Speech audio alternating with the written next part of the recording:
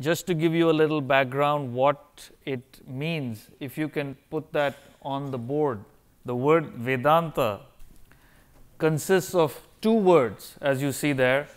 Veda means knowledge and Anta means end. So, the word Vedanta means the end of knowledge, the culmination of knowledge, and it's a wisdom, a knowledge which transcends all these biases of religion and sects and creeds. So, there is nothing about that here, it is just wisdom of life. Just to give you a background, a few years ago, I was approached by a big Wall Street bank to give them a presentation like this, you know. So, they have all these protocols. Here it's not that difficult because Ziad knows what we're doing, but there they didn't. So, so the HR calls me and says, you know, I'd really like to have you, but you know, our bank has very strict policies against anything religious or spiritual. So, how do I, you know, place this to my board? Otherwise, we can't do this. So, I said, very simple. Let me ask you a question. So, Newton found the laws of gravity, right? She says, yes. I said, Newton was a Christian? She said, I think so. Okay. Does the law of gravity apply only to Christians? So, she says, of course not. I said, similarly, there are certain laws. These are physical laws. There are certain laws inside a human being, mental, intellectual laws, stress, productivity, concentration. These are universal.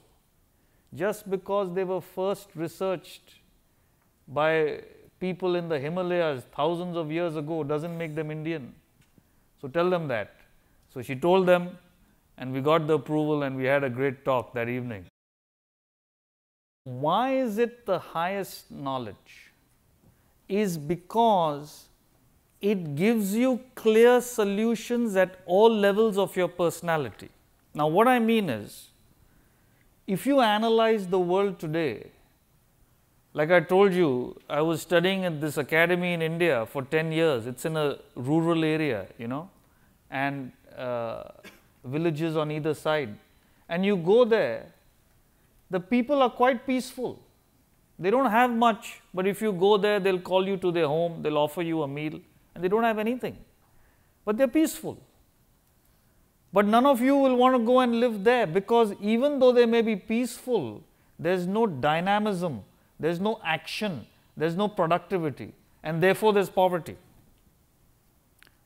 Now, if you come here, the western part of the world, you go to Manhattan, I live in that part of the country now, and there's a lot of dynamism, production, prosperity, but there's no peace. People are stressed, agitated all the time. I was reading Time magazine the other day. Every third page is an ad for an antidepressant or a sleeping tablet. I'm not joking, just open any magazine, you'll know what I'm talking about. Unbelievable. It's like Pepsi and Coke now, you know. It's advertised like, why is that? So, where there's peace, you don't find production, prosperity. Where you find dynamism. I was just talking to Ziad, he was talking about a couple of his very successful friends, and says, why are everybody so agitated? Just because you're successful. So, how do you combine being productive, dynamic externally and be completely peaceful internally? I don't find that in anyone. It's either one or. So, that's what this knowledge talks about. How to combine these two essential aspects of your life.